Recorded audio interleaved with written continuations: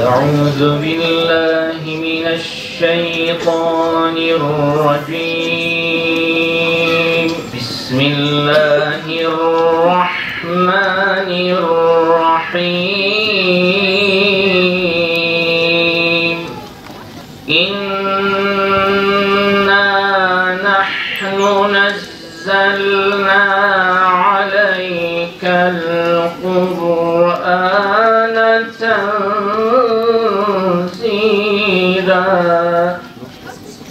Bismillahirrahmanirrahim. Kıymetli misafirlerimizi selamların en yücesi olan Allah'ın selamıyla selamlıyor. Esselamu Aleyküm ve Rahmetullahi ve Berekatuhu diyorum. İdeal Eğitim Vakfı olarak düzenlediğimiz Ailem Cennetim Olsun ana temalı seminerimize geçen ay start verdik. Geçen ayki seminerimize benim değil bizim hakkımız konusuyla Özkan Yaman Hoca teşrif etmişlerdi. Bu ayki seminerimiz ise başkası değil sen ilgilen konusuyla Fatih Taş hocamız inşallah sunumlarını yapacaklardır. Muhterem misafirler, İslam bir medeniyet dinidir. Medeniyetin kurulabilmesi için Müslümanların ümmet bilinci ve şuuruna ermeleri gerekmektedir. Aile toplumun dolayısıyla ümmetin en küçük birimidir. İslam medeniyetinin ümmet bazında kurulabilmesi, öncelikle ailelerin bu medeniyeti özümsemesine bağlıdır. Bunun için aile içinde yaşayan her bir ferdin İslami bir şuur elde etmesi, İslami bir ahlak ile ahlaklanması, İslam'ı diğer tüm dinlerden ve medeniyetlerden daha üstün görmesi, Allah'ı ve peygamberi hayatının merkezine koyması gerekmektedir. Aile aslında kıymetli misafirler bir kale olarak düşünebiliriz. Eskiden devletler küçük devletçikler halinde yaşarlar ve bütün devletleri bir kalenin içerisine sığdırıyorlar. Hem çeşitli doğal şartlarından korunmak, hem bir takım vahşi hayvanlardan korunmak, hem diğer devletlerin saldırılarından korunmak için böyle bir yöntem geliştirmişler. Tabii o kalıntılar bizim için şu anda tarihi bir yapı oldu. Fakat bizim için bir örneklik teşkil ediyor. Ailemiz de bir kale olarak düşünebiliriz. Bu kalenin içerisinde en değerli varlıklarımız var. Biz varız, eşimiz var ve çocuklarımız var. Bu kalenin muhafaza edilmesi elzemdir.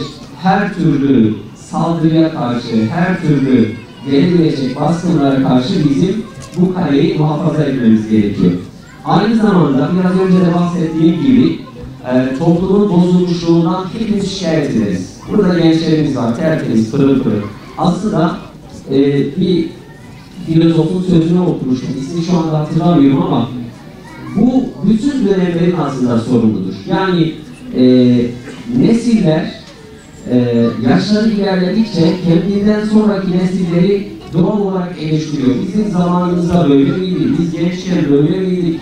İşte evet doğru, nesiller değişiyor. Şu anda 3 kuşak bir arada yaşıyoruz ama birbirimize gayet yabancı gibi duruyoruz bu 3 kuşak arasında. Hatta en sondaki kuşak şu anda Z kuşağı olarak adlandırılıyor. Fakat bundan 30-40 yıl önceye gidersek 3 kuşak bir arada bir evde yaşıyordu. Özellikle Taşra'da bu çok iç içeydi. Ama bugünkü gelinen noktada kabul edelim ki kuşaklar birbirinden farklı yetişiyor. Türkiye'de şimdi ailenin oluşabilmesi için kıymetli aileler önce bir evlilik süreci olması gerekiyor. Türkiye'de evlilik nasıl? Maalesef evlilik maddi açıdan çok zorlaştı. Eskiden annelerimiz, nenelerimiz buradalar. Bir sandığın içindeki eşyaydı evlilik değil mi? Bir sandıktı yani annemizin neremi vardı, hala duruyor. Bir sandıktı. En değerli eşyaları o sandığın içindeydi. Bir yatak, bir yorgan, bir tane yastıktı. Zaten yastıklar hocayın sözleri biraz buradan geliyor. Büyük yastık vardı. Ama şu anda evlilikler maddi olarak çok zorlaştı. 1 milyon lira masrafla 2 genci evlendirebiliyor bugünkü aileler. Ve maalesef bu da neye sebep oluyor? Evlilik yaşının gittikçe ilerlemesine sebep oluyor. Nasıl oluyor? İnsanlar, gençler, erkek tarafı askerlik yapacak. Hadi eyvallah bunu kabul ettik. bir iş güç sahibi olacak, ev alacak, evin ihtiyaçlarının tümünü karşılayacak, hepsini alacak derken yaş kaça geliyor? Yaş şuraya geliyor.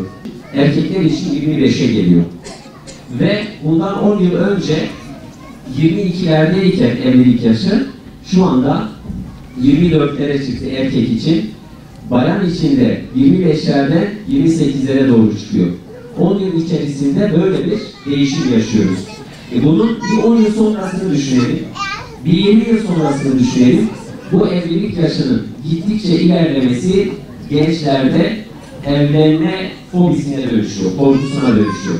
Çünkü bir yerden sonra artık gençler, 30 yaşına dayanmış gençler bu sorumluluktan kaçınıyorlar. Hem maddi açıdan zor olması hem de işte boşanmaların artması, kendini beğendirememe korkusu bizatihi etrafımızda yaşıyoruz. Dolayısıyla bunun da büyük bir sorun olduğunu kabul etmemiz gerekiyor. Kıymetli aileler, Batı ülkelerinde aile diye bir mefhum yavaş yavaş kalmıyor. Bizde hep böyle yönümüz batıya doğru ya. İşte Batı hep gelişmiş, hep ilerlemiş, maddi açıdan, huzur refah açısından ideal toplumlardır diye bize hep bu empoze edildi. Günümüz koşullarında Batı'da aile artık çökmüş durumda. Boşanma oranları çok yüksek. %70-80'lere varan boşanma oranları var. Bir fotoğraf göstereceğim şimdi sizlere. Bakın, Lüksemburg, İspanya, Fransa, Rusya, Amerika Birleşik Devletleri boşanma oranları %50'nin üzerinde. Yani evlenen gençlerden yarısından fazlası veya yarısı boşanıyor. Ve bu evlilik sözleşmesiyle henüz evlenirken adım atılıyor boşanmaya. Yani gençler evlenmeden önce o tür aralarında sözleşme yapıyorlar. Hangi mal kime kalacak, işte malları nasıl paylaşacağız, boşanırken, boşanacağımız zaman. Yani aslında beyinde ileride boşanacağız zaten nasıl olsa diye bir kabul ortaya çıkıyor. Dolayısıyla örnek almaya çalıştığımız Batı bu durumda. Evlilik oranları da çok düşük. Aynı zamanda Batı aileyi artık çocukları bir yük olarak görüyor. Yani baba diyor ki ben bu kadar yıl eğitim gördüm, bu kadar kendimi geliştirdim, bu kadar mal mülk topladım, önemli bir kariyer yaptım. Bunu kalkıp bir çocuğa niye feda edeyim, niye kurban edeyim? Kendi huzurumu bu kadar bozdum, bu kadar çalıştım, çocuğa niye feda edeyim? Diye çocuğu yabancı bir kişi olarak görüyor. Oysa ki bizde, bizim inancımızda, bizim gelenek ve kültürümüzde çocuk bize verilen en değerli emanettir. Hatta kendi canımızdan daha çok sevdiğimiz bir birey olarak kabul ediyoruz.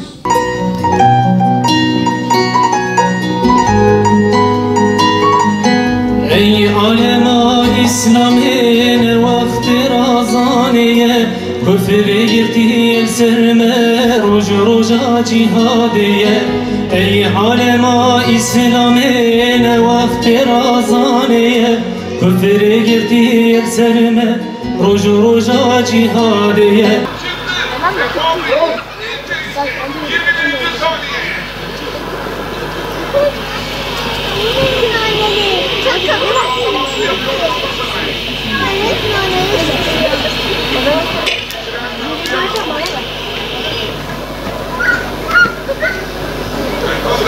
Pas ver ya, pas versene ya. Baba. Ne var oğlum? Soruya bakar mısın? Hangi soruya? Ya git senin maçın var, git annene sen mutfakta hadi. Allah Allah. Maşallah Yakup, maşallah. Kirkoyum senin o başın. Ya sizin yine haldir. Erden şöyle kurtuluşuz da. Benim o günde 30 defa istikrosuz veriyorum. Rehber koyduğu için sen beni ne arıyorsun? Allah. 7.30'da evden çıkıyor. 8'de. Kömür giriyor.